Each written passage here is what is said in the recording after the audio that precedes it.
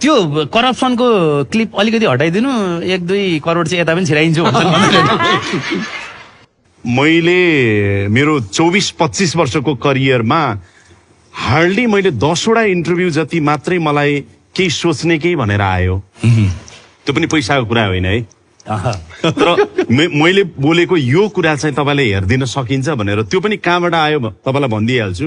अलिकति प्रधान सेनापतिहरूसँग अन्तर्वार्ता गर्दा, नाम नभनौँ, सुरक्षा निकायका प्रमुखहरूसँग अन्तर्वार्ता गर्दा, अलिकति अनुसन्धानसँग जोडिएका महत्त्वपूर्ण, अदालतसँग जोडिएका, मानवाधिकारसँग जोडिएका, जघन्य अपराधसँग जोडिएका यस्ता कुराहरूमा चाहिँ कहिलेकाहीँ आउँछ।